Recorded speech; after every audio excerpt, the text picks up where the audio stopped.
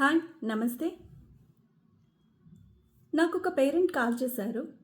వాళ్ళ అమ్మాయి ఎప్పుడు ఎక్కువగా ఏడుస్తూ ఉంటుంది. ఆ ఏడ్చేటప్పుడు కామ్ డౌన్ అని చెప్పి తనని ఏదైనా ఇన్‌స్ట్రక్షన్ ఇచ్చినట్లయితే ఇంకా ఎక్కువగా ఏడుస్తూ ఉంటుంది. నాకు ఆ టైంలో చాలా గుండె దడగా ఉంటుంది. నాకేం చేయాలో అర్థం కావట్లేదండి. ఎలా తనని కామ్ డౌన్ చేయాలో అర్థం కావట్లేదని అడిగారు. జనరల్‌గా ప్రతి పేరెంట్ కూడాను ఆ పిల్లలు ఏడుస్తుండేటప్పుడు వాళ్ళని కంట్రోల్ చేయాలని ట్రై చేస్తారు. కానీ అక్కడ చేయాల్సింది ఏంటంటే వాళ్ళ ఎమోషన్‌ని వాలిడేట్ చేయాలి.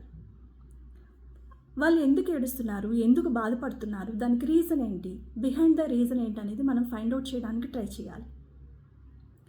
పిల్లల బ్రెయిన్‌ని ఒక ట్రాఫిక్ సిగ్నల్‌తో మనం కంపేర్ చేసినట్లయితే, వాళ్ళు పీస్‌ఫుల్‌గా ఉండేటప్పుడు వాళ్ళ మైండ్ అనేది గ్రీన్ లైట్ మోడ్‌లో ఉంటుంది.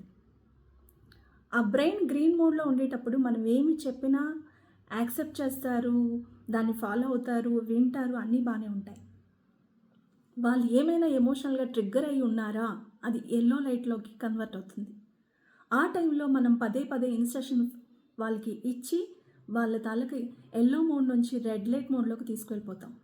ఆ ఎమోషన్స్ అనేవి ఇంకా ట్రిగ్గర్ అయ్యి, వాళ్ళు ఇంకా ఏడుస్తూనే ఉంటారు, బాధపడుతూనే ఉంటారు. దాని నుంచి బయటకు రారు.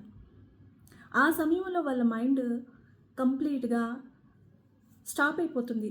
థింకింగ్ ప్యాటర్న్ స్టాప్ అయిపోతుంది. లాజిక్‌ని అర్థం చేసుకోరు. ఎందుకు చెప్తున్నారో వినరు.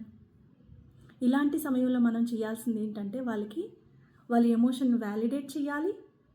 వాళ్ళని అర్థం చేసుకోవడానికి ప్రయత్నించాలి. వాళ్ళు ఎందుకు అసలు ఆ విధంగా ఫీల్ అవుతున్నారు? దానికి కారణం ఏంటనేది మనం తెలుసుకుంటూ వాళ్ళకి భరోసా ఇవ్వగలగాలి. You are in safe mode అని చెప్పి వాళ్ళకి ఒక భద్రతా భావాన్ని కల్పించి వాళ్ళ దగ్గరికి తీసుకొని వాళ్ళకి ఎందుకు అలా బాధపడుతున్నారు, ఏంటి రీజన్ అనేది వాళ్ళని మనం దగ్గరికి తీసుకొని ఆ భరోసాని కల్పించినట్లయితే వాళ్ళు సేఫ్గా ఉండగలుగుతారు. ఆ సేఫ్ ఫీలింగ్లో వాళ్ళకున్న ప్రాబ్లమ్ని ఎక్స్ప్లెయిన్ చేయగలుగుతారు, మనం చెప్పింది వినగలుగుతారు. సో పేరెంట్స్, మీరు ఇలా ఫాలో అవుతున్నారా? ఇప్పుడు నేను చెప్పింది మీ ఇంట్లో కూడా ఉన్నట్లయితే మీ అని చెప్పి కామెంట్ చేయండి. Thank you so much.